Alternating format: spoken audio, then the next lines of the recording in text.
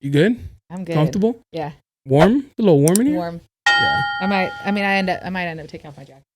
No, that's why I cracked the windows open so you get a little breeze.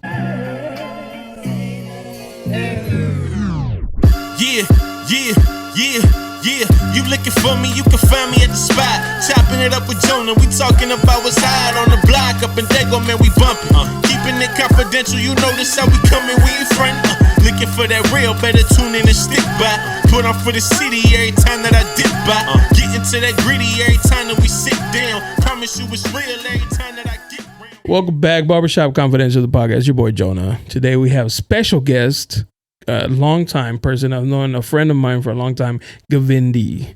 How you doing, Govindi? Good. How you doing? Good. It's good to see you. So good to see you. You're like It's one of been those too energies long. that I like to be around. Likewise. You've always had like good energy. Thank you. Likewise. Very like a nice aura of you. It's just like welcoming.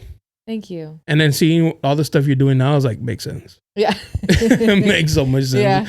Yeah. Just a little bit about you, because I know you do it's like a breathing exercise. I'm sorry? Breath work. And it's extremely interesting. I see it, I'm like, now, I mean no offense. Yeah. But when I see it, sometimes it just reminds me of, and I'm not saying it is by no means, but you ever see like those exaggerated religion things, and they're like, they touch their forehead and they're like, people are like, they falling on fucking the ground, like, yeah, they have like a seizure, and they're like, that's God inside of me. Yes. So when you guys are doing it, I was like, damn, they're breathing tough, but it just like reminds me, not that I'm comparing them, it's just like convulsing, similar to those videos and stuff, but it's more of a breathing exercise, right? I actually like that you brought that question, that topic up, because I think a lot of people look at the videos and wonder the same thing. Yeah. Because what happens in the breathing technique, so there is an emotional release that occurs, but I am also telling people to shake their body, to scream, to laugh. Okay. And while they're doing that, they're actually having a release that starts to occur where tears do come up. Now, and there is like things, it will kind of trigger things to kind of set off. However, that's one portion of the people that do the breath work. One portion will fall asleep sometimes and just have a very relaxed experience. And another portion have these crazy experiences where they're moving their bodies and they're not even aware of what's happening. Sometimes they'll sit up and they're breathing and their hands are like, they get this thing called tetany. So their hands start to clam up. Oh. And their mouth might start to close up. And then that's a very normal thing that a lot of people will experience, because it's the way the body wants to hold in the energy, because it's familiar with a certain way of living. Just like all of us can fall into that same kind of pattern with relationships even. So for example, if you had an abusive parent as a child, most likely you're going to find abusive relationships afterwards, because it's familiar to you. That level of communicating that type of love is familiar, even though it's toxic. Toxic, yeah. But it's familiar. You think that's home. You think that's similar to like people who had parents who cheated and then they end up cheating? Yeah. Yeah, that's cool. And then you go do it. Yeah, and you go do it. It's just like, what? But that is so normal in so many aspects of life. Everything that we do not like, it's like a meditation. So if I don't like somebody like smacking their lips when they're eating, for example, all of a sudden I'm so focused on it that suddenly I start doing it sometimes. Not that's an example. Right. Yeah. But like, there's little things that like, I know I will catch somebody being super negative. For me, and I'll give you an actual example. I'll catch people that are super negative and constantly complaining. And then all of a sudden I find myself complaining about those people all the time. And now you're complaining. And now I'm the complainer complaining about another person who's complaining. Yeah. What's the difference? It's kind of like when people pick up verbal cues from other people. Yeah. Because you hear so much that you start to like kind of reenact, imitate the other person, and you're not even thinking you're doing it. You're just like, your brain's like, we saw this, so let's do that. Right. You like that, so talk like that. Right. And there's different layers to that. I mean, on one hand, we're talking about trauma. Yeah, no, and how like we're perpetuating that trauma. And then also in another example, it's where it becomes like it's our meditation almost. And what we meditate on, we become more of. What we focus on, we attract more of as well. But as far as the trauma goes, it is not only inbuilt in our mind, but it's also in our bodies. And so coming back to the experience where people are having these wild experiences and they're like, like, or they're having like, I've had people throw up blood in situations where they were never sick before, but all of a sudden they have this this crazy voice come out of them and they're vomiting blood. Like, literally like an exorcism. It's literally an exorcism in those situations. I don't know how you feel about exorcisms, but I'm a true believer in it based off of what I've experienced at this point. Okay. So it doesn't scare me at this point. I have enough experience with spirits.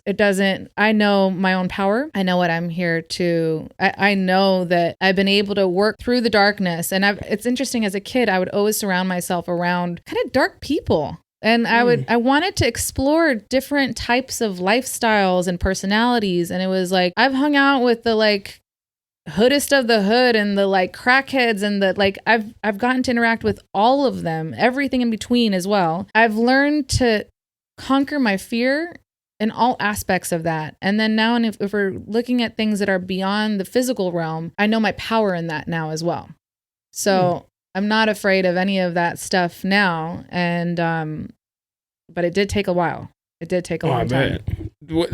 That them throwing up blood, the first time you saw it, was that like, oh shit, what happened? Yeah, there is a part of me that kind of has this like anxiety and is this okay? What's going on? I'm not sure how to handle this.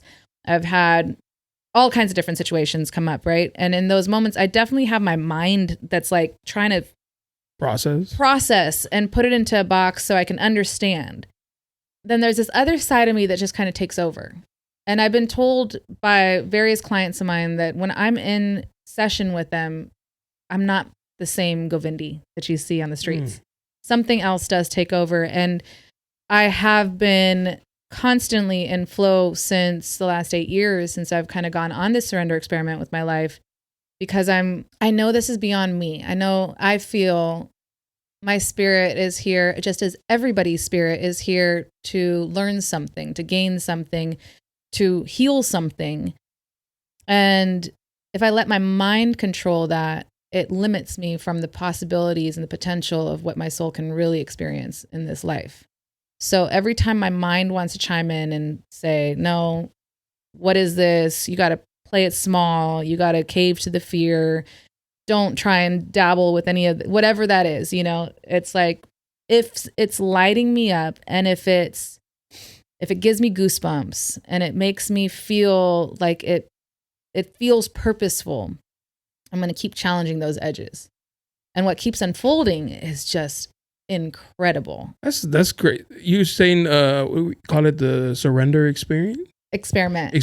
Yeah. What is it? You're just going to let things, like life, do what it's going to do, and you're not going to have any like pushback or second thoughts on like things that are happening. You're just like, whatever. I'm along for the ride on this wave, and wherever this wave takes me is where it takes me. Yeah, kind of. I follow the guidance of my body.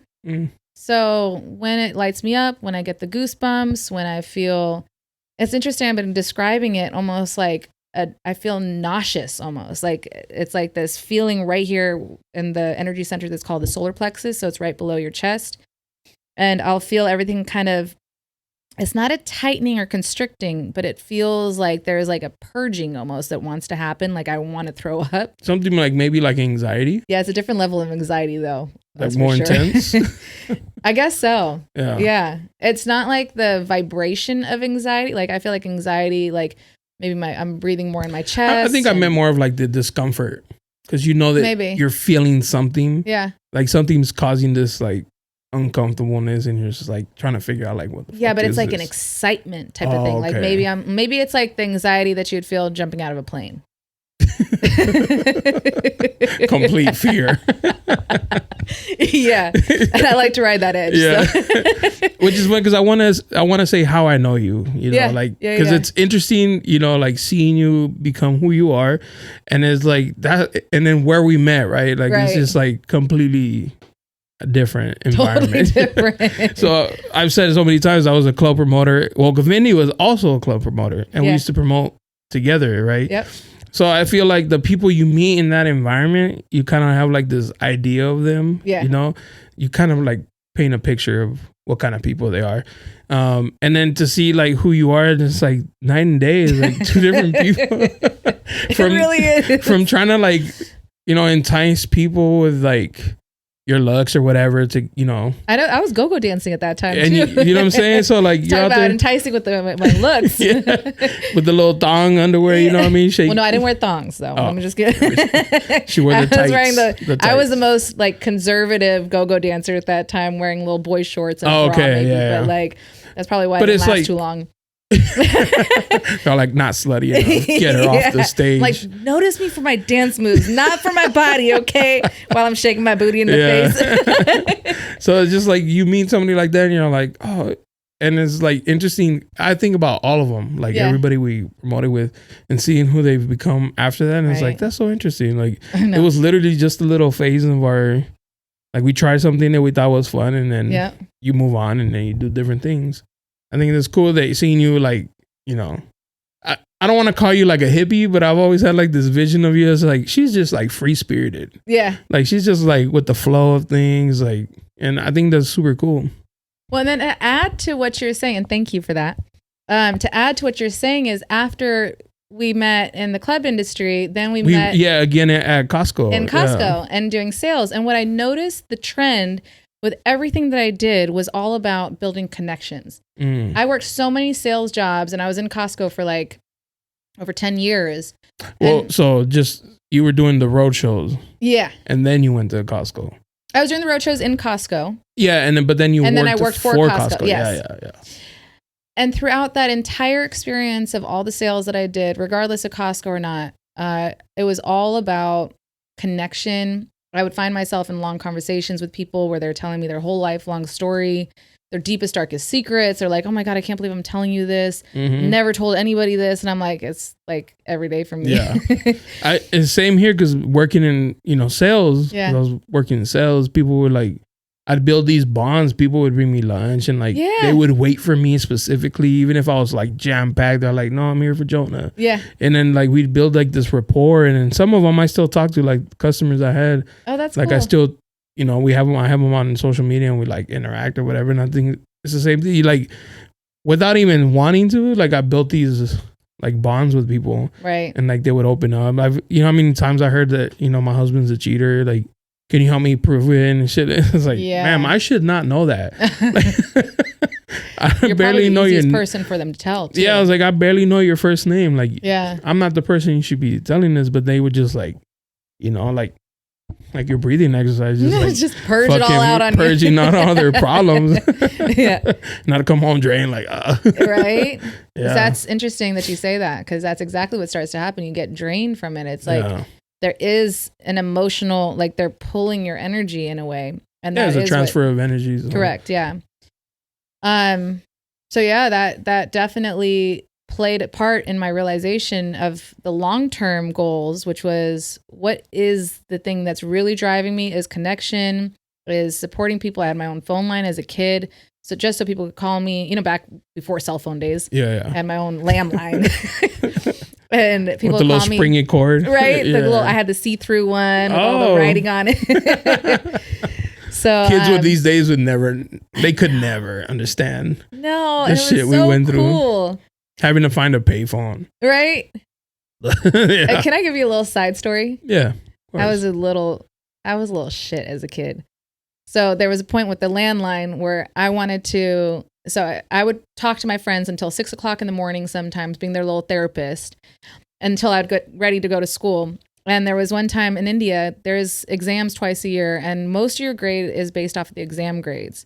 So your overall year, the grade for the overall year is based off those exam grades. So my dad gave me, he grounded me, and he's like, I'm taking your phone. So one day I decided to rewire the phone line while he was at work so that it only goes into my room and he has no access to the phone line, and I had a spare phone, and then I locked my room. Something you can never do with the cell phone these days. No.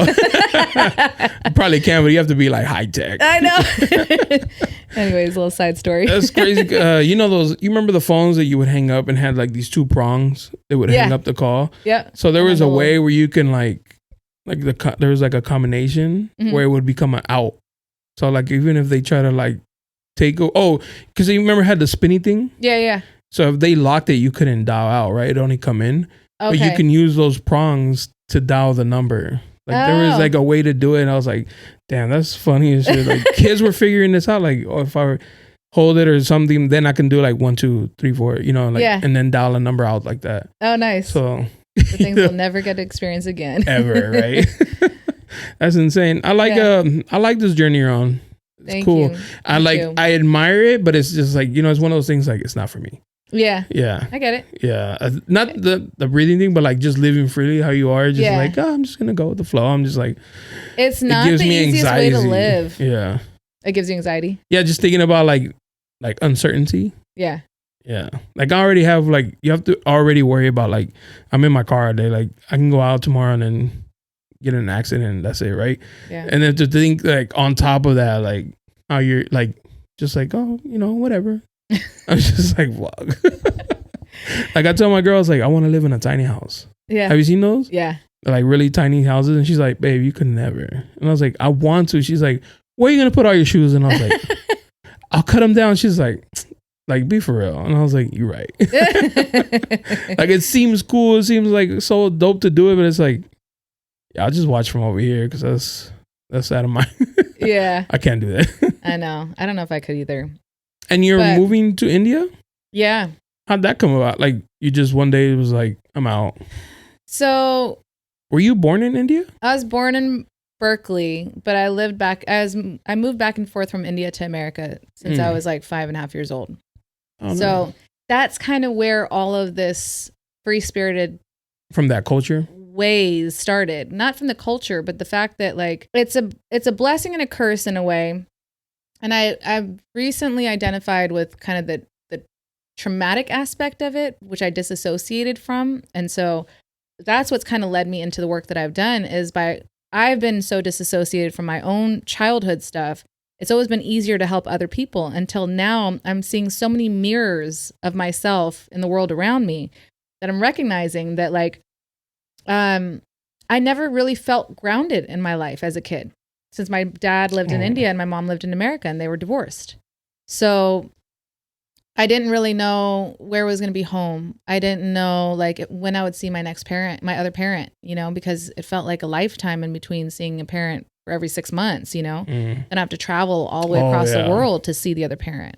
Oh. So it's kind of ingrained in me in a way that I don't know yet if it's healthy or not, but it's working right now with the surrender experiment that I'm on, which what I mean by surrender experiment too is just that I'm following the purpose. And I know I kind of got into this earlier, but like of what lights me up, what gives me the goosebumps, and in that, and where the momentum is also being built. And so, or where it's flowing, I should say. So being in America, I feel like I've got my groundwork. I tried going to India in the past, right after I'd got my certifications and felt like I was ready. And when I went to India that time, I realized it wasn't about work. And I really wanted to go out there and save the world. Like that was my goal in life. I had what I call the savior complex. So I wanted to save everybody's lives. And I realized I was so disconnected from my own connection to my roots, being half Indian. I needed to first develop that connection there.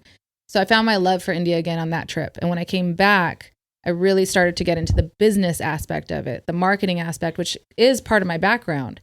So both sides have to come into play, which is like the purpose-driven stuff, but also the business aspect of things in order to really make things progressive or to like make money off of it. And we need money at the end of the day. So now in October, I decided I got that feeling again of that light, like my whole body lit up. And I'm like, I don't know what this is about, but I'm just going to go. I'm going to book a trip to India.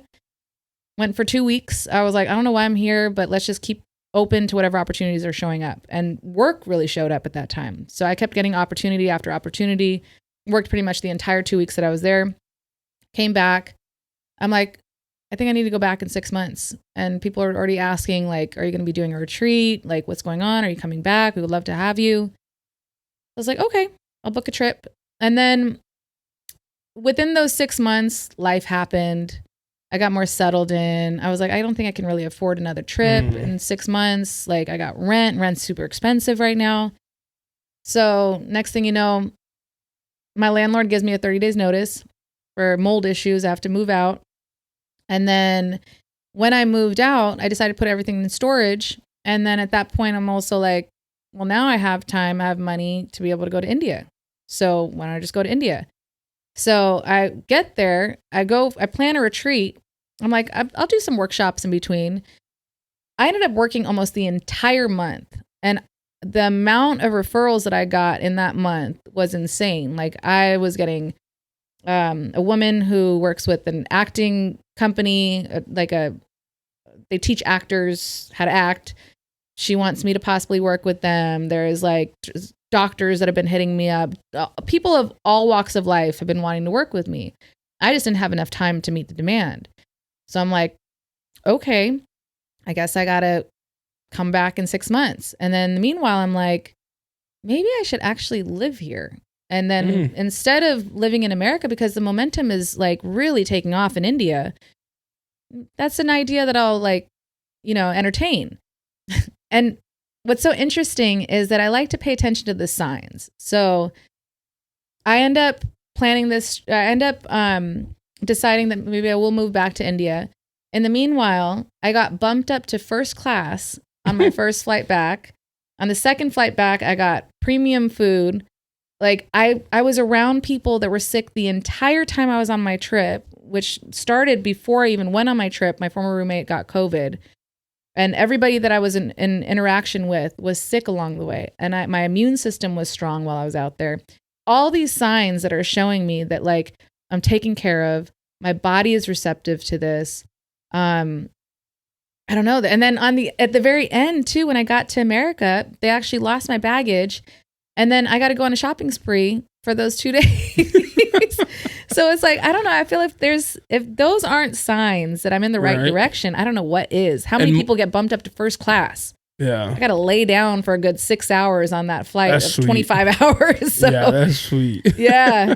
How is I have no like knowledge of Indian culture. The Indian culture, yeah. It just sounds, I don't know why it sounded like wrong and shit. Indian culture, compared to here, or I guess what I'm trying to ask is like for women, is it harder for them in India compared to like the United States?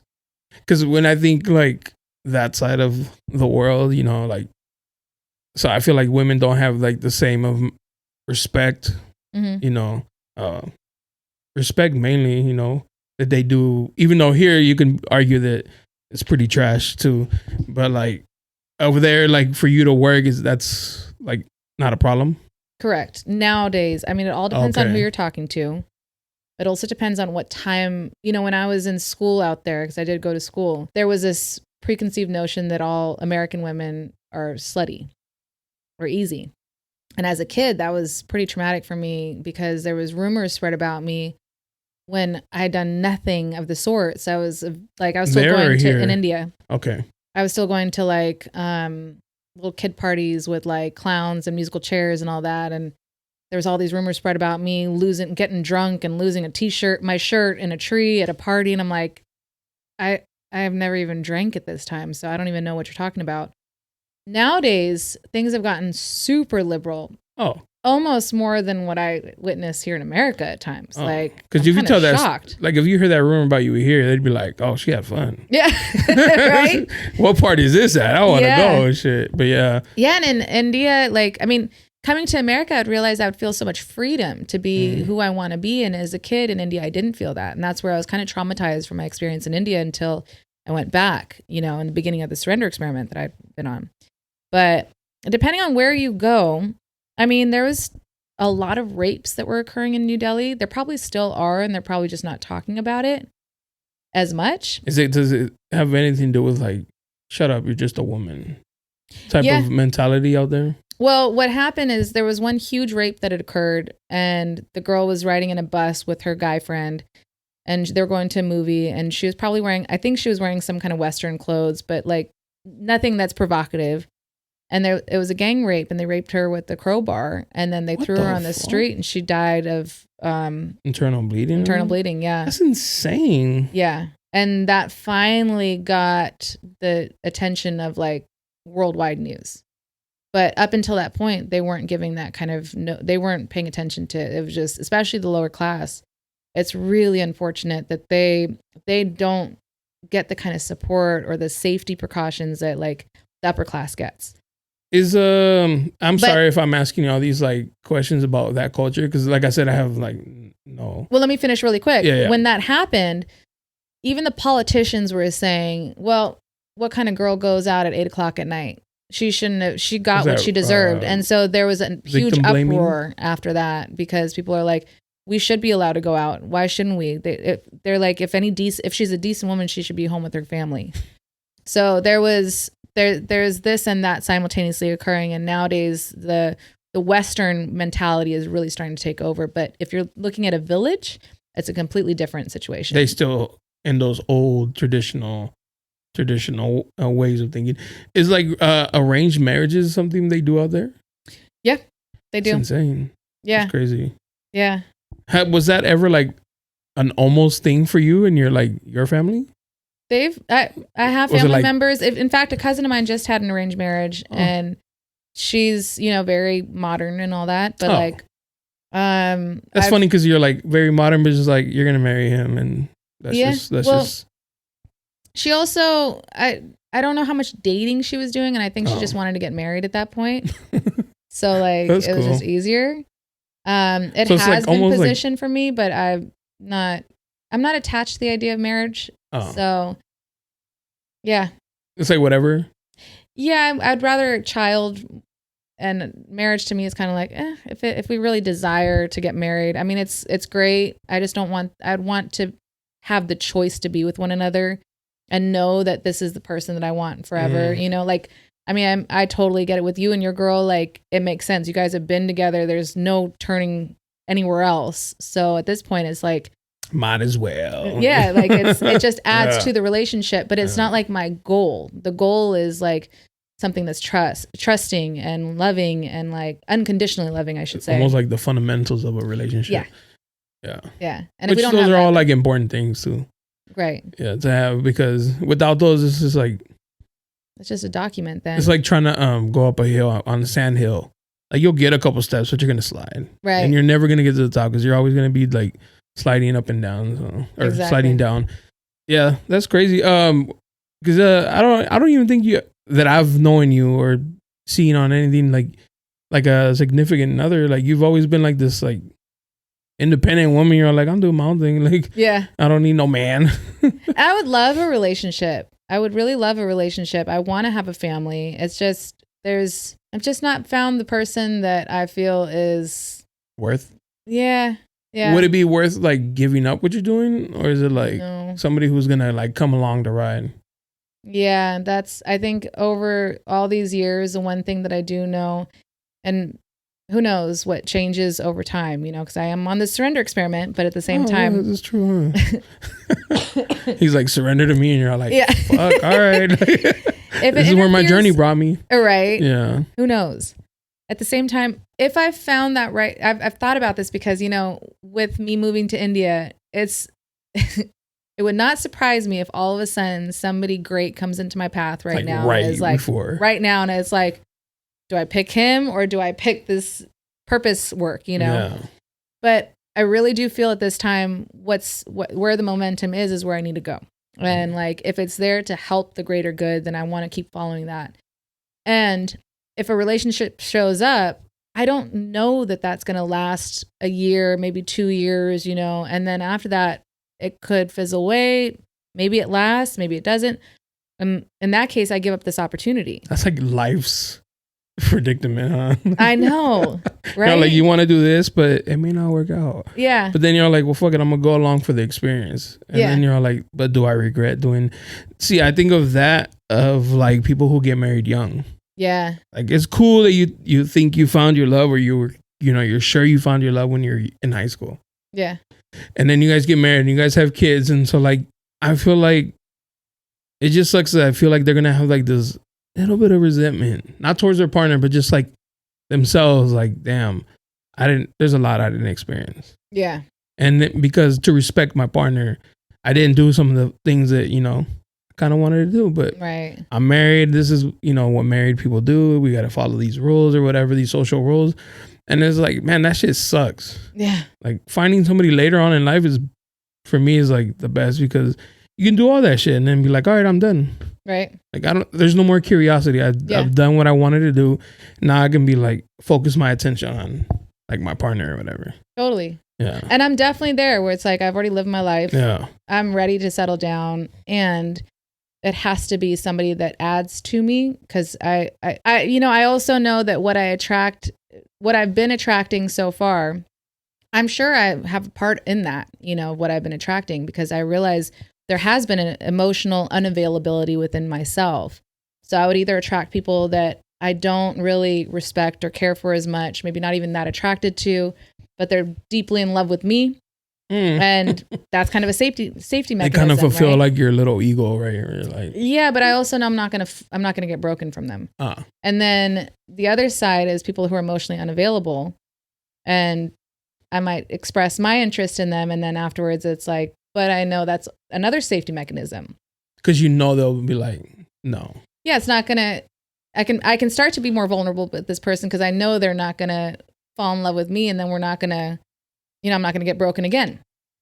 And I think that things might start to change. We'll see. But I have finally gotten to the root of where a lot of this stems based off of the work that I've been doing, not only with clients, but, simultaneously with myself. I don't know, there's this kind of a deep topic, but there's some childhood stuff that happened in the dynamic with my parents getting a divorce, where I think I told myself that there is not, the man in my life is going to get taken away from me.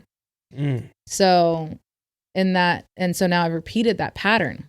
And so this is the work that I do, with breath work and with the people my clients that I work with, is start to get down to the root of where it started in childhood and how we've created this pattern moving into our adult life. So that is kind of where my stuff started. And I've been healing a lot of that wounding recently.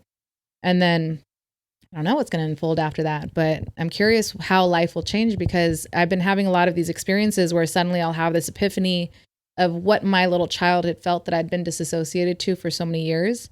And I'll have what I call a release, which is just like an emotional, like I'll just have tears come out. And to me, I don't like to get too attached to the story. I release the energy of the emotion. And then I feel like something else clicks, or I get a little deeper within myself and I can understand myself on a deeper level. So it's kind of cool that you're bringing up these questions, because it's actually right at the heart of the work that I've been doing for myself. That's good. I mean, and I was just going to say like it's dope that you're doing all this, like for a greater good. I'm going to go out there because, they need me, or, I'm needed there and I could help people. And the whole time I was like, when's she going to say that she needs herself? Like, yeah. Oh no, they're my greatest. Every client I work with are my greatest gurus. Like I learn so much from them. And what I love about the work is not that I'm helping them per se. I'm just empowering them to help themselves, because what I'm doing is just kind of guiding them, but they're ultimately doing the work for themselves. And that's what I love so much about it. Do you think, does this work like distract you, or makes you kind of be like, I'm too busy to focus on my shit? This last month that I was in India, I didn't have enough time to. That's what I'm saying. Like, so like you do this because like deep down, it's like, I'm gonna do this because it's gonna keep me busy, and so then I don't even have to make myself.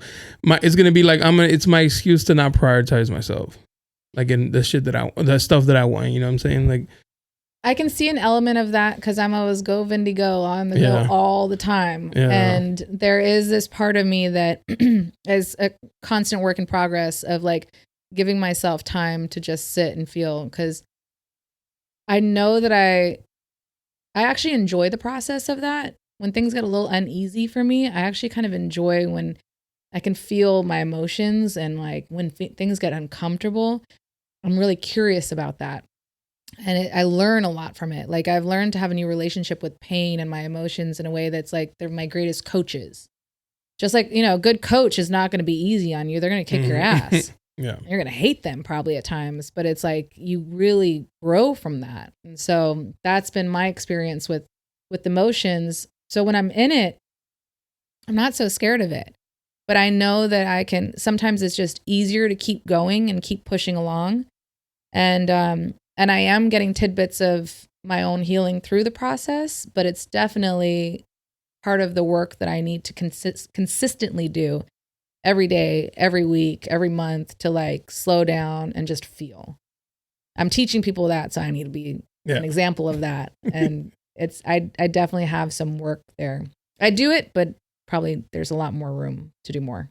My hat's off to you. You know, like the way you're living is extremely interesting, and it's just questions that I have because I see your stuff and these are the questions that I have while I'm watching your stuff. Like, damn, that's crazy. You know, like I love that you're asking me those questions too, because so many people are like, "What are you doing to people? What is going on?" And at first, I thought I was like, "Is she telling them to like, you know, do these movements and like, you know, like this is gonna help you do it." And then you're saying like it's just they don't even know they're doing it sometimes. Correct. Yeah. Sometimes I am. Do you get pushback? Maybe not from the people doing it, because you know, obviously they were referred to somebody who's done it, so they kind of go in with, you know, a certain expectation of what's gonna happen. But people outside of that, do you get pushback or like criticism? I can't really say I've had any criticism actually. Now that I think about it. Every person, so I've had people fall asleep during the session and they get concerned about that, but they still walk away with some little nugget of like knowledge from it. It's interesting.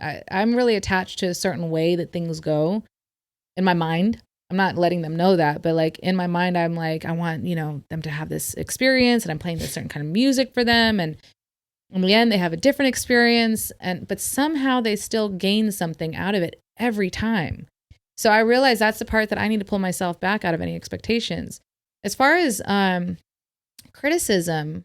And the criticism, I mean, from like the outside, people watching from outside, not the ones involved. Yeah. Like haters. Yeah. I'm sure like, you know, does anybody ever like whisper, you know, like unnecessary comments about like maybe calling it whatever you're doing like a scam or anything like that? I've had people question things. They're like, they have asked like, what is that? Instagram is always interesting, especially people from India that start commenting. Oh, because they have, I don't know, that some of the people have really interesting comments that they'll write. But I had one person, I think the worst that it's gotten is just like, I hope that, you know, you've gotten people's consent for the videos. But I make sure that I get consent from everybody, and I don't like to post without that. So that's like a petty. I know, it's super petty. Beyond that, though, I don't know. I've had people want to turn it into something sexual, and like be like, "Oh, is this tantra? Is this tantra related? Is it?" That just shows you where their mind is. I know. They're like, "Are you giving him orgasms?" I'm like. They get their tissues ready. They're like tears running down their cheeks. Is that the kind of orgasms you have? When does this get ready? When does this get good? Where do I fast forward? Right. Yeah. Yeah. But I mean, somebody's always going to sexualize something, right? Yeah. Yeah. I have had people not really know what to do with what happens through the session, but then we just end up doing follow-up sessions. But they're like a little confused. I've had people also in sessions say. Like, especially in group sessions. So in India specifically, I remember there was a few of them that were very vocal. And then there was a few of them that were like having a harder time getting to that level. We ended up doing a 6-day workshop. So within those first 3 days or so, they would scream along with everybody, and then they would go back into their breathing, and their breathing would be more calm and relaxed compared to everybody else, which are having these, you know, it's actually a belly chest exhale, which is the type of breathing technique that we do. So inhale belly, inhale chest, exhale it all out. But by the third or fourth day, they'd start to have an experience that was like, they would have the emotions come out. They would have epiphanies come up. And every session, they would have some kind of epiphany that would come up. But by the third or fourth day is where things started to really hit. And they're like, wow, this is what I was looking for. But the comparison aspect is a part of the journey in a way. Because what's occurring, if that person is not having the same experience as other people, and they're feeling like maybe they're doing something wrong. Maybe, they're not qualified for it. Whatever stories that are going on in their head usually is the story that's been carried through their lifetime in some way. They're usually tapping into the same thoughts that was like as in teenage years, in middle school. And do I fit in? Everybody else is having this experience and I don't have it. So it brings something to the surface that is worth noticing. And then as we start to dive deeper, and so I'll get into childhood stuff and bring in different techniques. So I don't just do the breath work. I do things like Osho-inspired dynamic meditation, a part of that, like a version of that I've created, which helps release emotions. So we're actually screaming and pounding on pillows and like letting aggression out. We're doing different things that kind of signal to the body that it's safe to release the emotions and to feel the emotions. And so through the process, the body starts to feel more and more comfortable, and eventually it has its release. I say the body because I feel like our bodies can act a lot like a little child, like an infant that doesn't know how to articulate words. So it screams, it cries, it has different ways of communicating that we have to slow down and listen to. So like when I'm excited, I'll get goosebumps. If I'm like feeling, if I'm about to get into an argument with somebody and I'll feel myself get into defensive mode, and my solar plexus will jam up right beneath my chest. And I'll feel this like constriction. If I'm holding back tears, my throat will start to constrict, So there's different ways that my body kind of shows me where it doesn't feel safe. Over time, the more I've started to do work with my body, more work I've started to do with other people's bodies also, it starts to get to the place where it can relax and it feels safe to just release. So now it's just, I will cry suddenly at certain things and I'm like, okay, cool. Like, let it out. Yeah, just let it out. It's just a release. Yeah. Is it harder for dudes to do this than women? Just because know how guys are, Yeah. We are. Yeah. God forbid we cry. I know, right? And it's pretty shocking for guys when they do cry. When they cry? Oh, yeah. I've had people I'm like, I'm too manly for this shit. Yeah. No, but what starts to happen with guys is their body. I've had an experience. So more of the guys that I work with, because especially in India, they don't want to express too much emotion. I mean, in general, being very out loud with your emotions in general as a man or a woman is not as acceptable unless it's just an outburst of anger. Is machismo a thing in India? Yeah, they have their own version of it. They have their own version? Yeah. Okay, yeah. So I've had a lot of men in my experience start to shake. And when they start to shake, I come over and I have this very nurturing, motherly energy, as I've been told by everybody. So I'll come and I'll put my hand on their chest. I'll caress their hair. I'll tell them certain things that you're safe. I'm here with you. You're not alone. And then the tears will start to come out. And they're like, you probably just tapped into like their mom issues and shit. Like mom was never there. Yeah. And comes Govindi rubbing your head. Right. Like, yeah. Has anybody, and I'm not even trying to be immature, I'm just like orgasm from that? No, not that I'm aware of, at least. I'm not gonna tell you.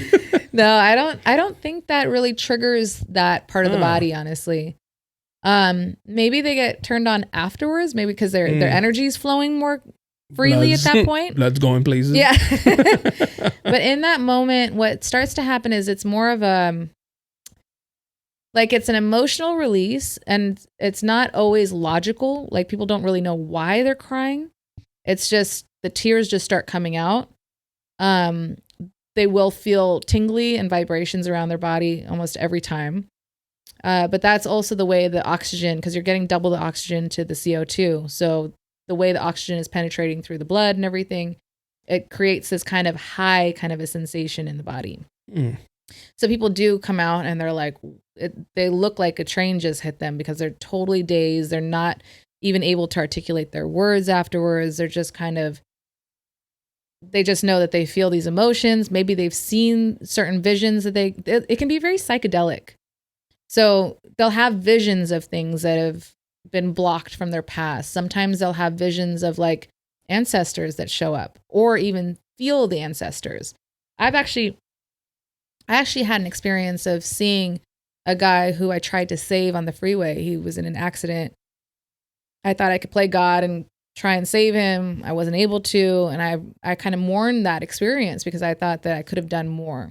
I don't know what I thought I could have done. Yeah. Okay. He was laid out in a puddle of blood and it looked like his brains were splattered everywhere, but it was just his hair and the blood, everything was just, yeah, it was a crazy experience. And then a week later, or later on that week, I went to a breathwork session and received a breathwork session myself.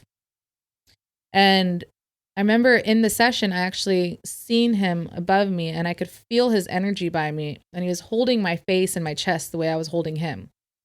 And at the very end, so this was with my eyes closed.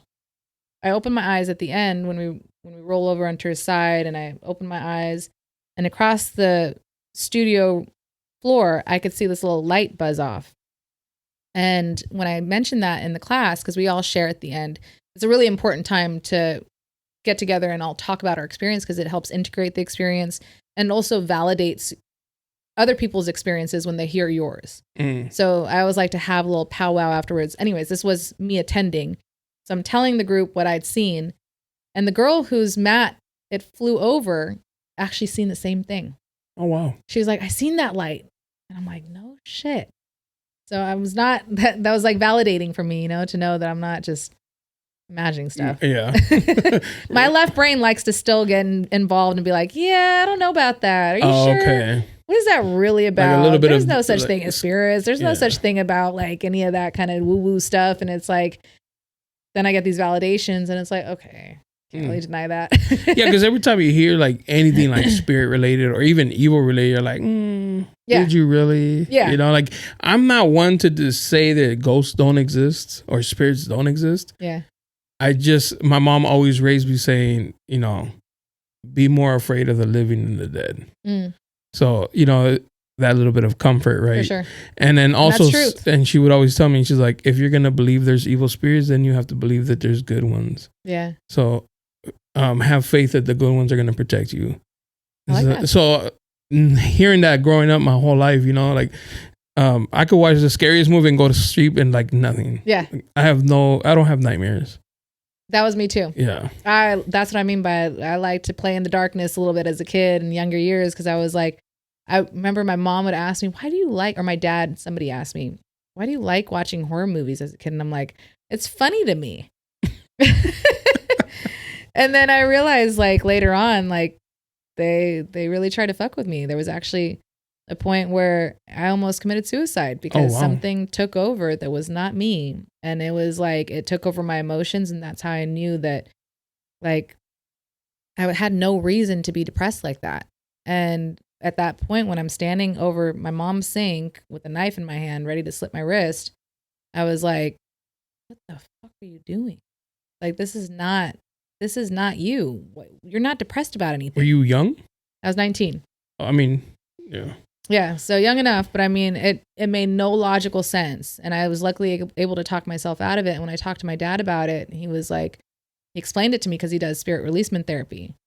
And I had a few other experiences like that as well afterwards. That wasn't quite wanting to commit suicide, but it would deeply hit my emotions. And I would have, my dad's a spiritual psychotherapist. He does the spirit releasement therapy. So I was kind of that target because the entities knew that they could be released. They could get guidance to go to the light through me by being the daughter of my father. So, sorry, this is like totally off topic that like, it's not normally a topic I like to bring up because I know it can freak people out sometimes. Right. But it is part of the journey that I've been on. And there was a point where like, I was like, no, I am stronger than this. Like they can't mess with me unless I let them. The thing that is concerning is when people are if they're in a weak state emotionally or physically, if they're also under the influence a lot. Like when people black out, their spirit can't actually reside in their body. So it opens themselves up to other energies or entities. So, I mean, we can think about this even just on a little bit more practical level. If I'm low and I'm around somebody that, like you explained in sales, where a person comes up and they're dumping all their stuff onto you, you come back feeling drained. So imagine if I'm already low and then I'm around somebody that has this heavier energy and it brings me even lower, how depressed I can get. So that's more of the physical aspect of things. But if we're talking about on the spiritual aspect, it's like they can kind of come in and they can try and mess with you. And you just have to have that strength to be like, nope, we're not doing this. You have no control over me. So I love that your mom said that. Yeah. That was empowering. She's very religious. Yeah. And I'm not, but I believe in, the spiritual. Like, I believe in a higher power. I just don't believe in religions. Yeah. Like, I don't believe in churches. And for me, honestly, when I see those, I'm just like, this is like a hot take. I'm sorry. But when people, you know how they go get baptized and all that? I say they dip them in hot dog water. But respectfully. But I always think like, where's your mind at? Yeah. That you're allowing somebody to convince you to follow this like journey. It's almost like, are you a little bit weak-minded? Yeah. Like, well, there's truth to that. I don't want to like disrespect them, because if that's what they need, like fine. But then they go in like deep end of it. Yeah. And then it's like, let them take over. Right. And it's like, that's cool, but we haven't forgotten who you were. Right. Like you can't, you dipped in water, but the shit you did wasn't. Right. That shit I don't like that stained permanently, like, so you can pretend that because they dipped you in water, that you're this new person. Right. But all those stains you left behind are still there. Like Jeffrey Dahmer. Yeah. Yeah, it doesn't. I don't feel like it erases that. I think religion was created. I don't know if his was like, as in like, he was just like, well, fuck it, I might as well try this, like, where there's people maybe who are like, oh, I need this. Yeah. But still, like, it doesn't take away nothing that you've done. Right. So that's just like my hot take on that. But, I don't, no disrespect, but that's just how I feel. For sure. Yeah. I mean, I feel each religion is one slice of a pie, and we're looking at that one slice of a pie thinking this is it. Yes, it is it, but it's one part of the whole. And I feel like in order to understand God, you have to kind of put things into layman terms to like, and into something that feels relatable for each person so that they can comprehend God. But I think God is so much greater than any religion can really capture. And it's just kind of an easy way. Some religions have used, God as a way to create more fear and control. But I think the basis of most religions are pretty much the same, about love one another and respect one another like your neighbor, and do unto others as you want unto yourself, kind of thing. It's all very similar.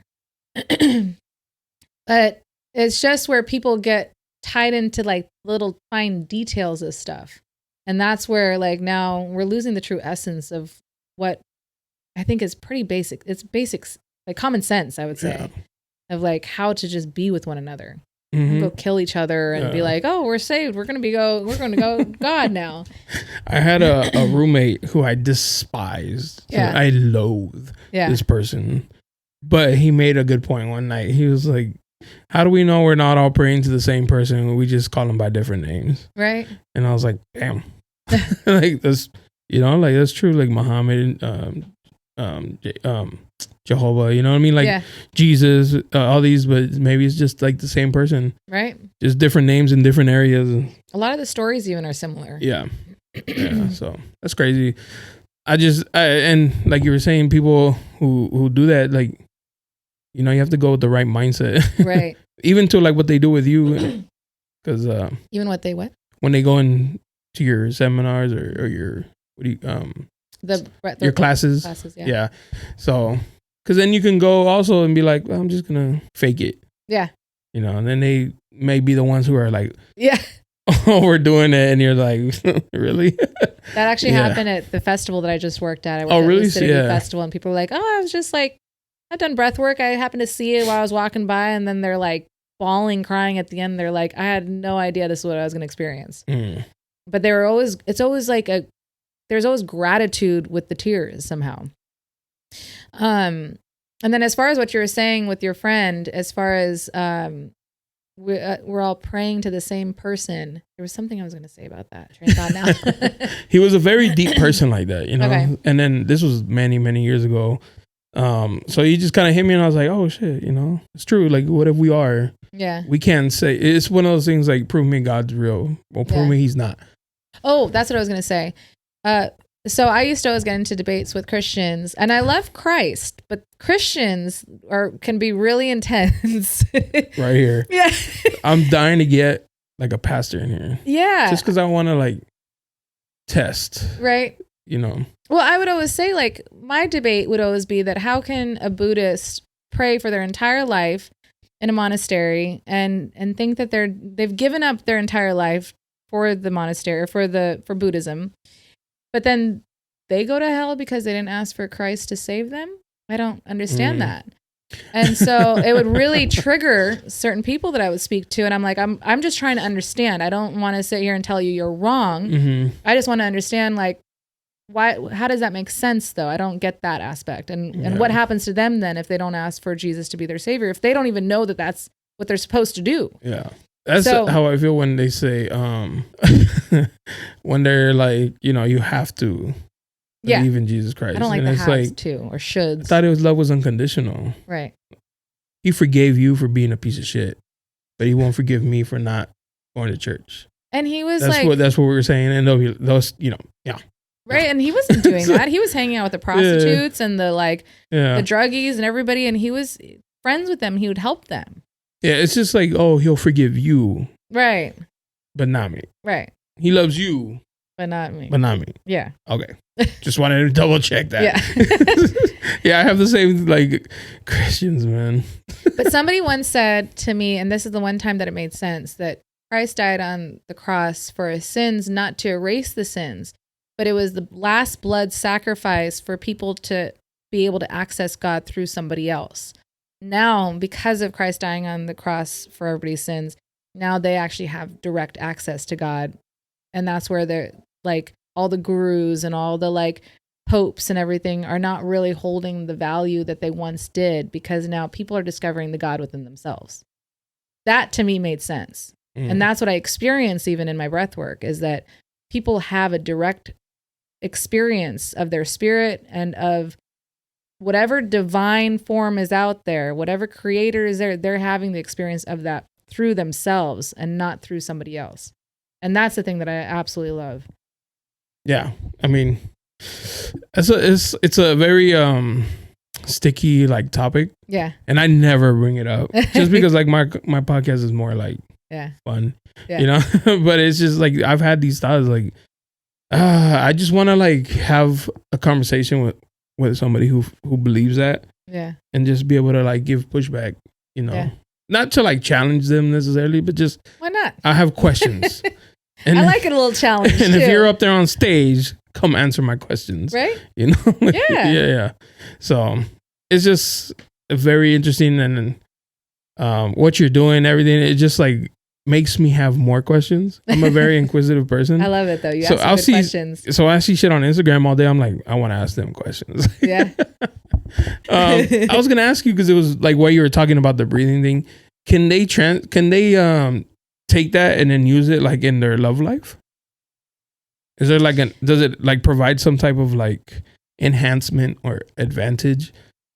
So the breath work, and there's various types of breath work. It can be kind of confusing because there's pranayamas, and then there's breath work, and then there's a whole bunch of other stuff you can do. This specific kind of breath work is more to induce the sympathetic nervous system. So that's the fight, flight, or freeze. So it induces that state, and then you're able to kind of navigate and change the neurotransmitters in the brain by doing different things. So that's why I have people more active, especially when they feel like, if they feel themselves being pinned down, for example, I'll have them move more. If their mouth is closing, I'll have them scream or let out more sound. That would not be a breath work that you would use in the bedroom, but it does open up.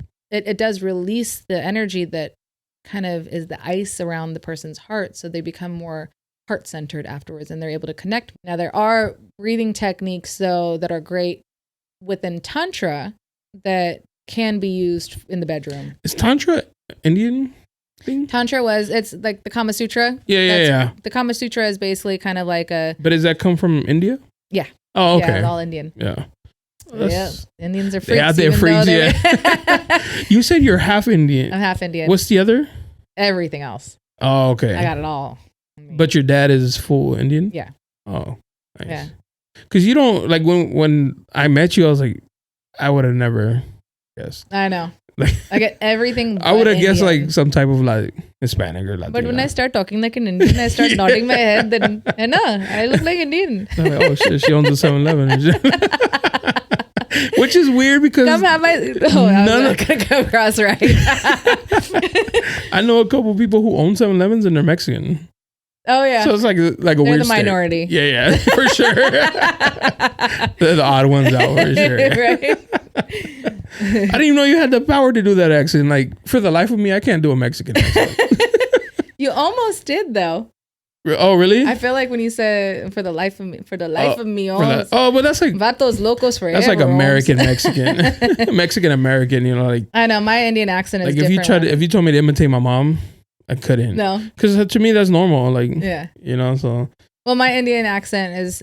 It's exaggerated, right? It's exaggerated. Yeah. When I go to India, my accent is a little bit more like proper. It's a little more British kind of sounding. So when you go out there, you kind of like talk different.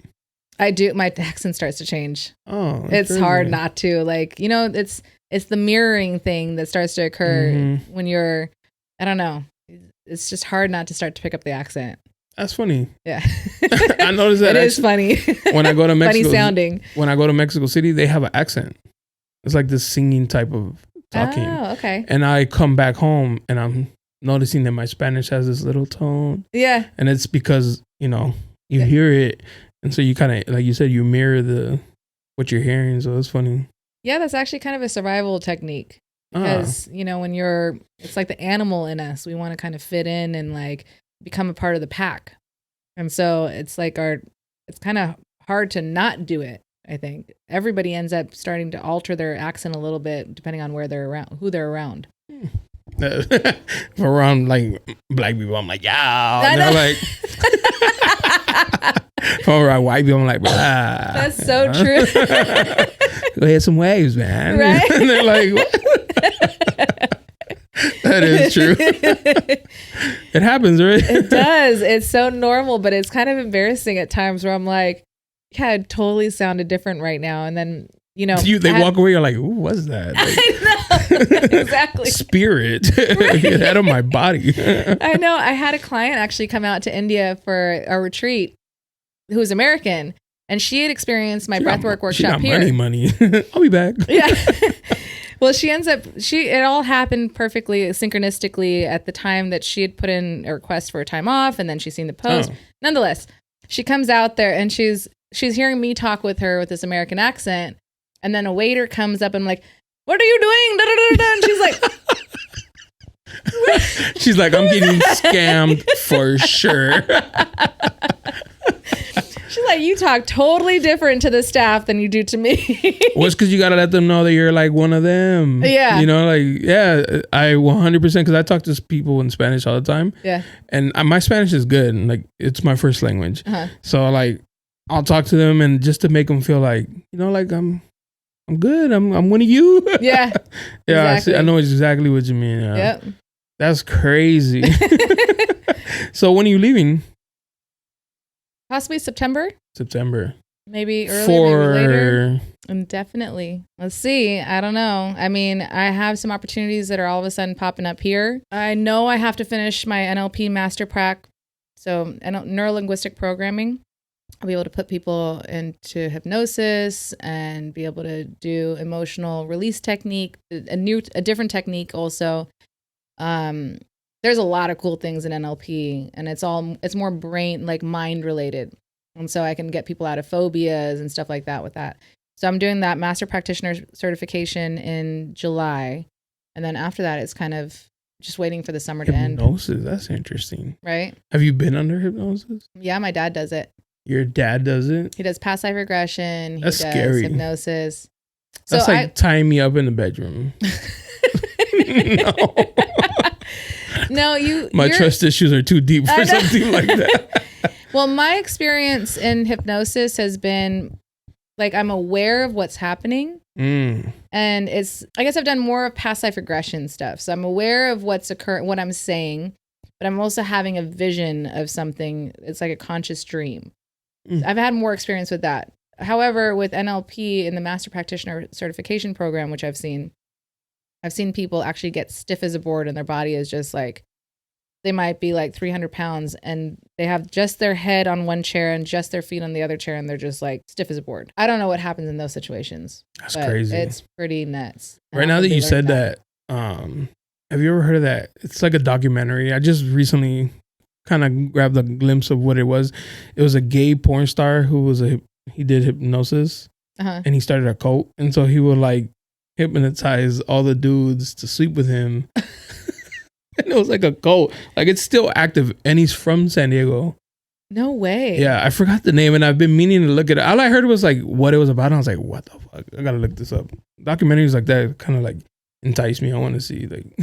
Yeah, I thought that hypnosis, there has to be an element of desire though with it too.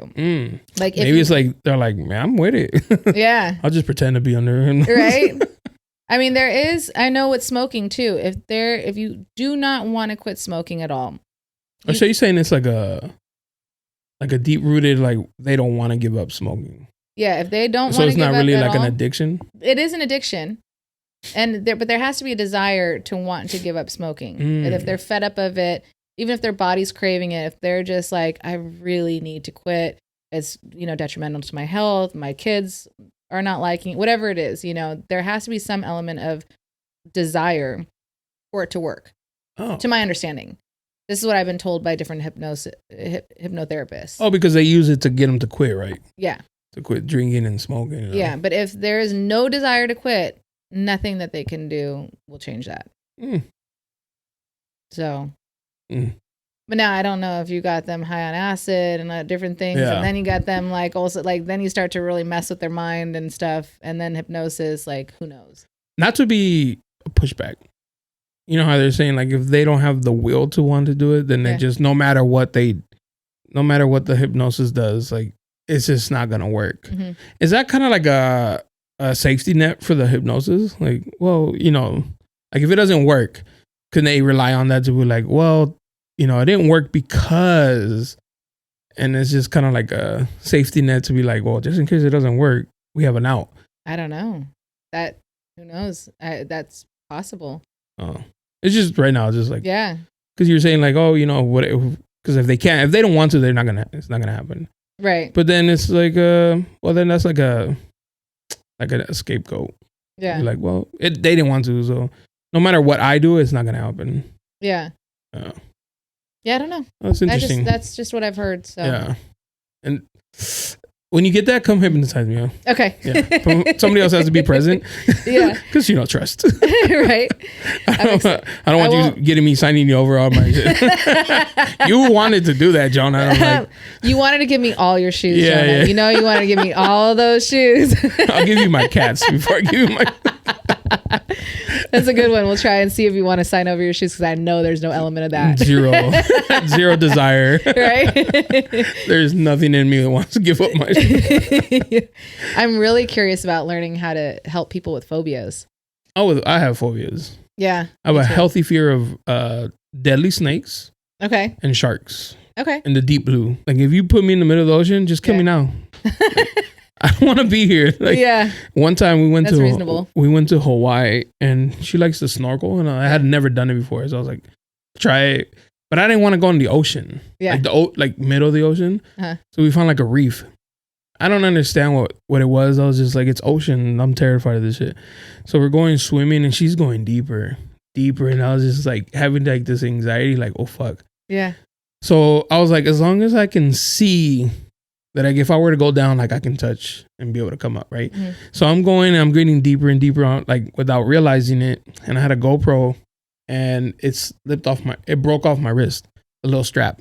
Oh no. So I, go in to see where it is and I see it, floating down. Yeah. And I just dove in to get it, and I took in water, and I panicked. So then I came up, and I was just like, "Fuck! I lost my GoPro," because I got scared. I was like, "I'm drowning." Yeah. And then my girl was like, "You okay? You okay?" And I was like, I almost like drowned. Like I thought I was drinking water, and I was like, "Cause I dropped my GoPro." She's like, "No, I saw it and I grabbed it." Oh. She's like so calm, and I'm like, if I can, once I can't see, there's sharks. And they're gonna eat me. That's hilarious. There's sharks. I'm good. 100%. There's sharks in the pool for me. I didn't like going swimming by myself because there's sharks in the pool as well.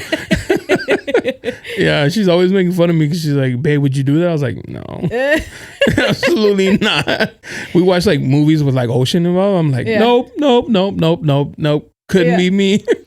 Well, yeah, I mean, that's fair. As far as the ocean especially goes, I don't know about the pool. That sounded real judgy. All right, Govindi. I mean, we might have to try and do some of that emotional release. You're like, that's something deeper. Let's do some breath work with you. Did your mom hit you, Jonah? I mean, my fear, though, is something that's pretty ridiculous, too. And I don't know even what I do know phobia? What the fear is. The phobia. Cockroaches. You have a fear of cockroaches? Oh my God. My whole body goes into like a trauma response. Serious? Yes. I've had cockroaches throughout my life. In my grandmother's house, I swear my grandmother and cockroaches have some kind of relationship going on. Yeah. They love her home everywhere we moved. And as a kid, I almost ate cockroaches twice in my food. So they make this thing called rajma chawal, which is like red beans and rice. Kidney beans. And so I remember in the kidney beans, there was also a little cockroach that looked very similar to that. And after that, I swore I tasted cockroaches in everything I ate as a kid. And then afterwards, and I've had that happen at least 3 times in my life where I've had cockroach in my food. And then as an adult, I've had my last place that I was living in, cockroaches would just come out of nowhere. They'd be like in my medicine cabinet, or like one even fell on my mom from the ceiling in my laundry room, and they just make me cringe. So, but I will still get it together, and I will go and I don't even want to kill them, because when they squish, that's even just as nasty. The little white substance. Oh, it's so bad. Oh my God, I can't even. But it is ridiculous. I mean, I've caught snakes in my backyard. I will catch spiders with my hands, even but not a cockroach. It makes no logical sense, but I am seriously traumatized from cockroaches. My girl's terrified of spiders. Okay. I'll kill it, and I'll just jokingly, and she'll run to the other side of the apartment. I'm like, babe, relax. Well, that's good. You guys bring a balance to each other. Yeah. She takes care of certain things that of the ocean side. Yeah. You take care of the spiders. Cockroaches. That's an interesting one. In Especially the apartments, the flying ones. Oh my God. In the apartments I grew up, there was a problem. So they were constantly fumigating. They would make us take out everything and put it in the middle, and so they can fumigate. But I remember going to other kids' apartments, and they were just crawling all over, nothing. And the people would just walk by, and I was just like, that's disgusting. It was more like a gross thing for me. And then I remember one time for working, I went to a house, and this lady opened the door, and I was just looking down, and I saw them crawling on her feet, and she didn't even bother she was just those are my cousins. And I was God. I'm out of here. There's no fucking way. It's just more of a disgust for me than more of a fear. Yeah. I guess that is a disgust for me too. Yeah, I was like, I don't. How are you okay with that? I can't stand. I just have my whole body cringes for those. I'm gonna send you one of those big plastic roaches. In the mail, you're gonna be like, what did Jonas? Oh, you're not gonna be happy when I hypnose your ass then. Okay? I'll make you do some you're in the middle of the ocean, Jonah. I'm like, right. Yeah, no, payback's a bitch. Yeah, no, I'm terrified. Are you gonna stick me in a room with a Christian? I'm like, nah. Get me healed. You're all hot dog water. Nah. Get me out of here. Yeah. No.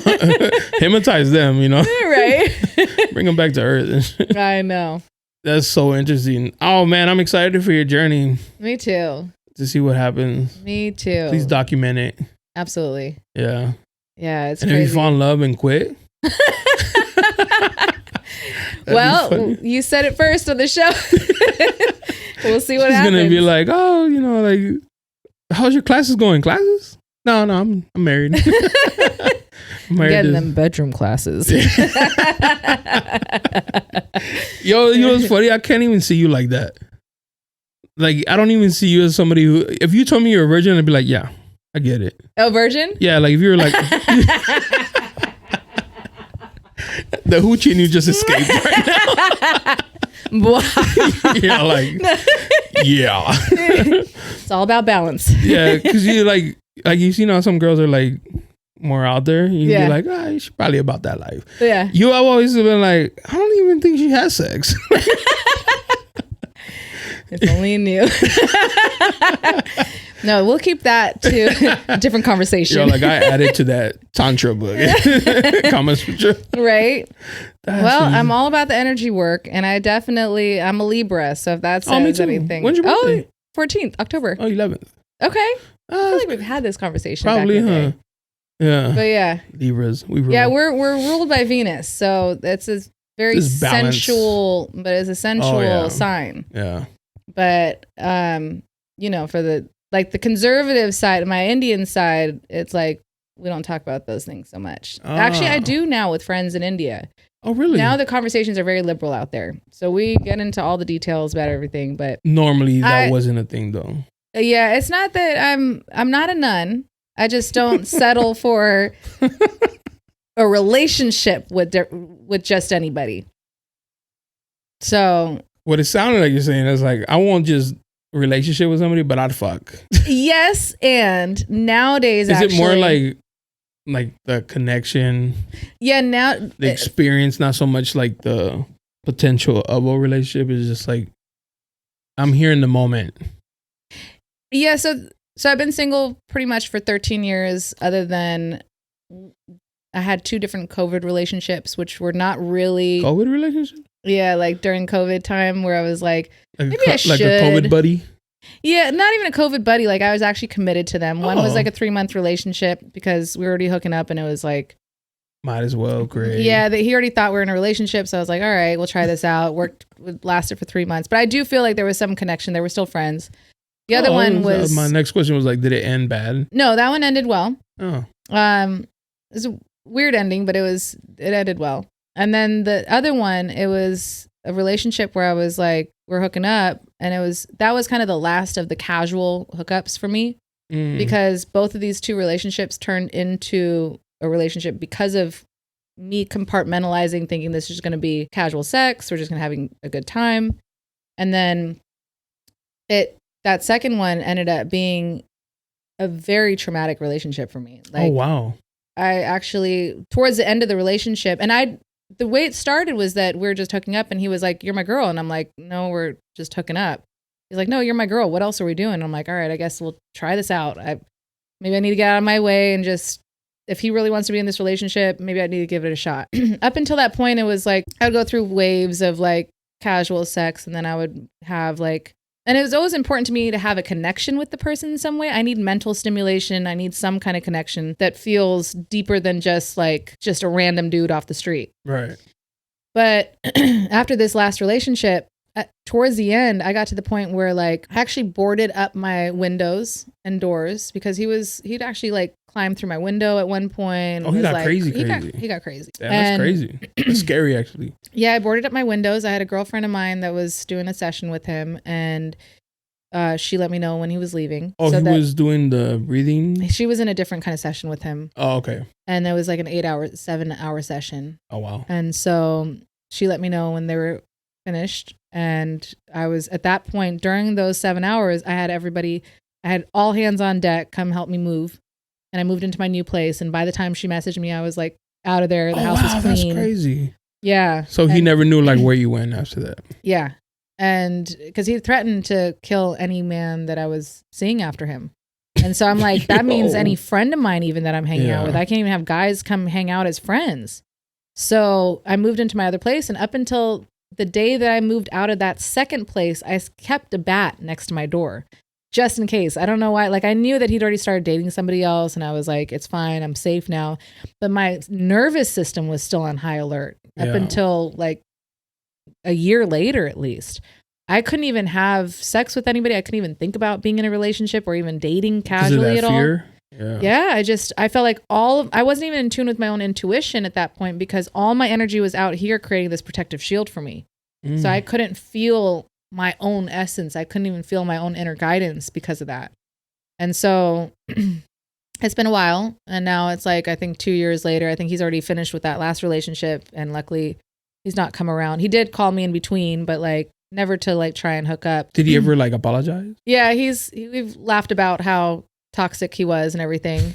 Excuse me, sir. What? I know. That's a one way to deal with it, I guess. Yeah. I mean, I don't know. And I don't know why I didn't keep him blocked also. I should have him fully blocked, that's also partially on me. But the therapist in me, that's what triggered the relationship in the first place is I went into therapist mode with him in the beginning. You wanted to help him. I wanted to help him. Like, I mean, he told me his deepest, darkest secrets. And at that point I felt like it was kind of hard for me to just leave.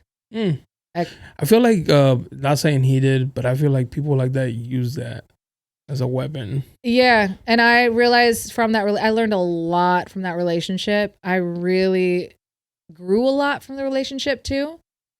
And I know for sure I do not go into breath work with any person that I'm dating.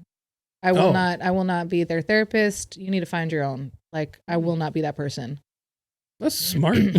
Yeah. Yeah, because I need to be able to separate from that. I need to know that like if I have something coming up that is not fitting your needs, or maybe if I make a choice to leave, I'm catering to your abandonment issues, and that's not my issue to deal with. I'm gonna be a therapist for other people. I'm not your therapist. You can find your own. So I have to set boundaries. I was about to say, that's a boundary right there for sure. Yeah. That's a big one too. Yeah, because it's in like almost like our nature to be like their, like their go-to. Right. Like, I'm here for you. Like, but yeah, you're right. Like, they should be able to figure out not burdening you with their problems and stuff. And of course, once I'm in a long-term relationship, it's going to happen, and we're going to be there for each other. I'm not going to shut that down. At the same time, I can't go through the therapy type of practices that I would go through with my partner as I would with my clients. That's something that they need to figure out. I can give them suggestions. I can say, here, you can give this to your therapist and you can see if they can work on this with you. I know it helps my clients, but I'm not going to. It's like bringing your work home. Yeah. And then it just complicates the whole dynamic. It almost gives you like, well, I don't know. Some, like when you, like, your worst enemy is the one that knows the most about you. Yeah. You know what I'm saying? So it's also that. Right. Like it's your strongest enemy is the one that knows the most about you. Those are, you know how like friends become enemies and stuff. And like the worst ones are the ones because you trusted them. Right. And they know so much about you. Right. They know your weaknesses and where to strike and yeah. And that's the thing that I think I always respected though. That's kind of like the therapist in me, that I never, no matter what he did, I didn't even voice it out loud about the crazy things he did.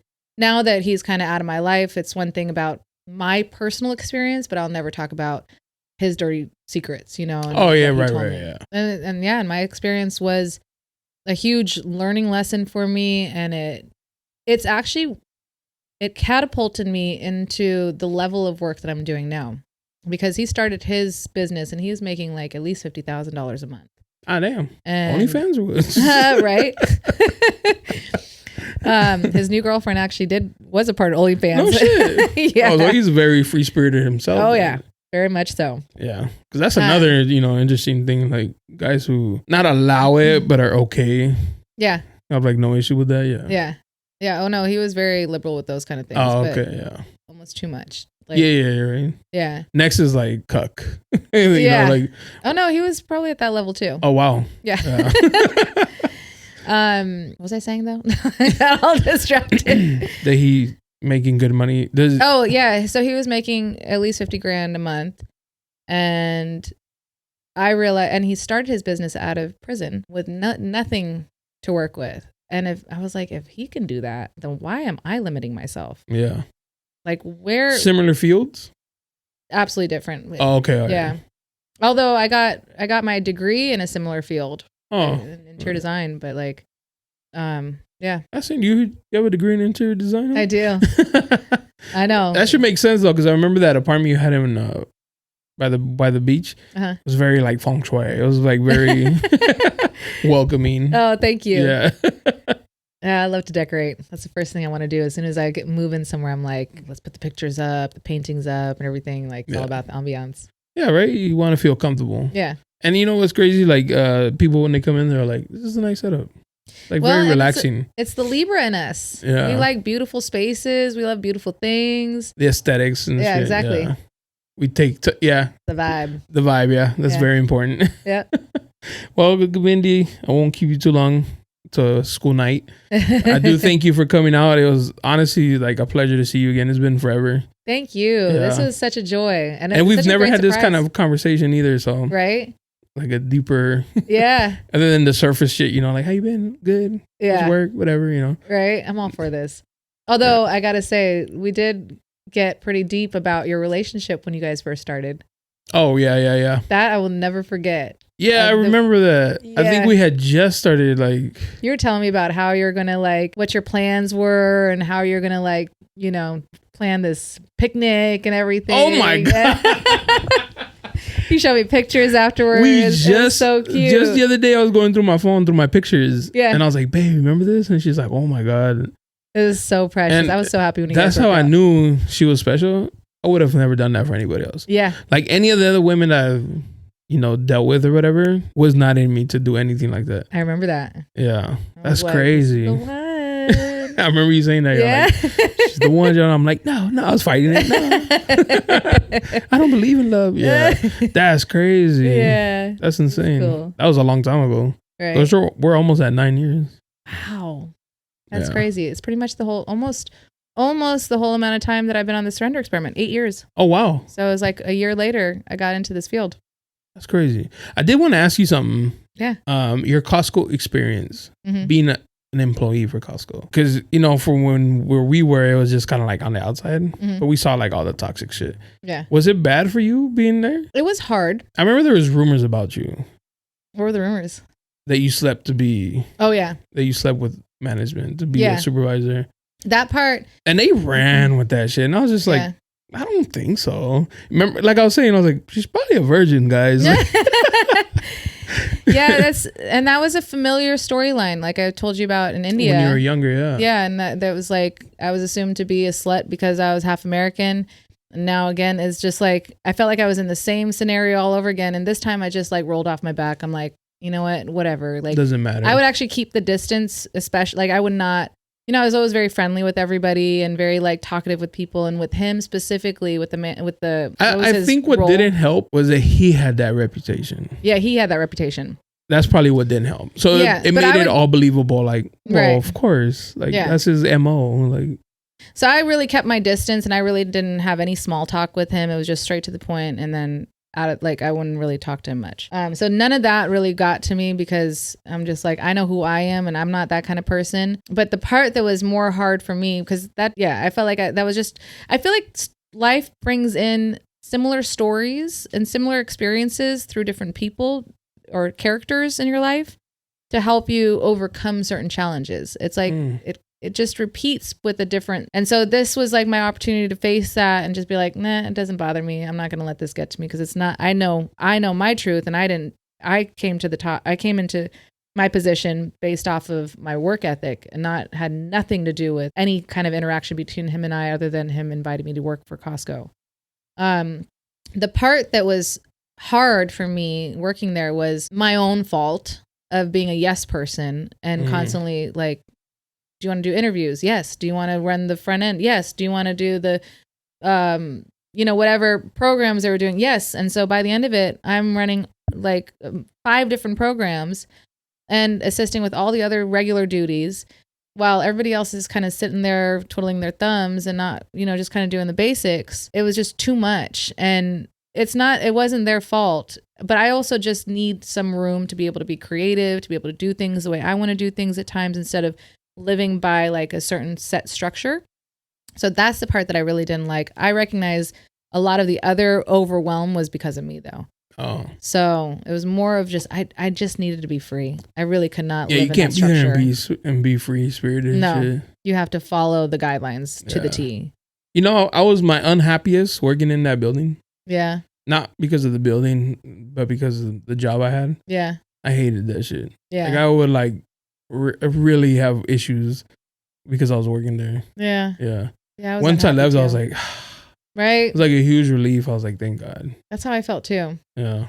It's interesting. I will feel that experience in different settings where it's like, it starts to feel suffocating. I start to notice my emotions are just, I'm dreading showing up. The minute I decide to take the leap of faith and say, okay, what am I afraid of? Like, it can't be any worse than this. I will figure it out. And I've learned to really lean into the fact that I will always figure it out now. So I don't let fear lead me anymore. Whereas before it did. And I've noticed a lot of people that were working in Costco, they were being led by fear that what is going to happen beyond this? If I give up these benefits, if I give up this opportunity, I don't know what life, like how life will work out outside of this. But somehow or another, new doors start to open when you close one door. You just have to keep your eyes open to it. If you're constantly like tunnel vision, focusing on one thing, and this is the only way to do it, then you're not going to see the other opportunities. But if you actually just kind of step back, and this is literally the way the sympathetic nervous system works. When you're in fight, flight, or freeze, you are in this tunnel vision. You're constantly looking at only this one perspective. When you go into the parasympathetic nervous system, your vision broadens and you can see all the different, and that's coming from a place of peace and calm and trust. And so when you're in that mindset, you start to see all the opportunities that are in front of you. Just like you also start to see everything that's around you in your space as well. Because you don't need to escape the predator. You can just be. Look at that. Learn something new every day. Right? Yeah. That's super interesting.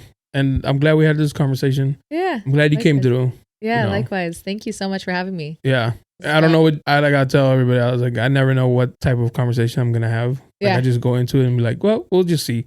Yeah. I'm kind of like in that submissive experiment, but with my conversation, it's like surrender experiment. Oh, surrender. I'm sorry. What I said. Submissive. Damn. I need a safety word. Yeah, right.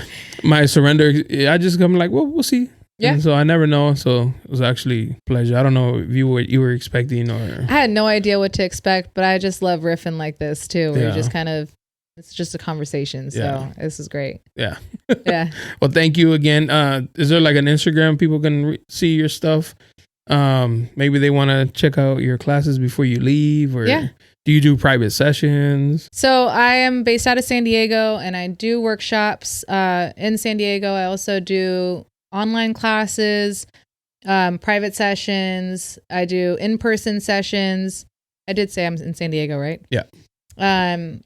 So yeah, I do in-person sessions, and usually the packages end up working the best because, you know, you get to kind of chip away at something that's pretty ingrained in the person. So I usually say at least start with a 5-package deal. Beyond that though, I will be going to India and I'll be starting in Delhi, going to Mumbai. But I'm traveling around. So wherever the opportunities present itself, if you guys want to do, you know, a group workshop and you have enough people, if it makes sense for me to fly out to you, I'm all for it. Oh, that's interesting. So like it. Yeah, I'm just going with the flow. Has anybody asked for like a private session? Private sessions all the time. Oh. Yeah, I do that a lot. Are you ever like? So yes, if somebody reaches out to me on Instagram and like asks me to come to their house, I don't do that. Oh. If I don't know you through somebody else, I won't do that. I'll find a place that I can like rent a space, or you come to me, but I won't do it in a random person's house. Smart. And I definitely need a deposit. A deposit. Yeah. So regardless, I ask for a deposit though. That's cool. But yeah, online sessions are great. It's just you're not getting the hands-on experience. Like I do healing work on the person. I'll rub their hair and stuff. Yeah, exactly. I'll shake their body. I'll do different things that kind of help the energy move. Yeah. Which you don't really get through online sessions, but they're always available though. Oh, well, I wish you the best in your journey. Thank you. Please stay safe. Yes. You know, keep that wall up still. You know, those boundaries. Yeah. Oh, boundary setting has become strong. Keep the back close to the door. Yeah. You never know. There's some weirdos out here. So right. Thank you again, Govindi. It was an absolute pleasure. Thank you. I hope you guys enjoy it. I know it's way different than what you're used to, but it can't always be, you know, silly shit. So. And I just want to say, as far as who's used to what, the kind of people that I work with are so wide and vast that it's like, I've worked with ex-convicts, I've worked with human trafficking survivors, I've worked with CEOs, I've worked with mothers coming out of narcissistic relationships, I've worked with the average, like I've worked with teenagers even. Like, it's just such a broad range. So it's not one type of person that has a serious trauma or somebody that is like of a certain demographic or gender.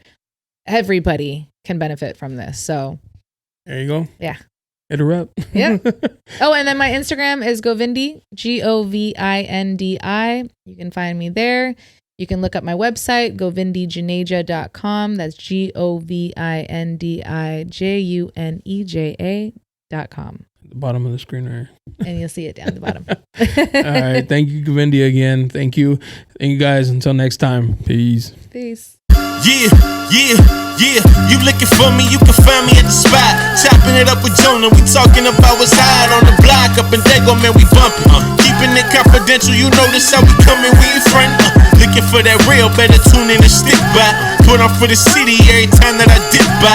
Getting to that gritty every time that we sit down. Promise you it's real every time that I get round. Come on. Been in the field playing, we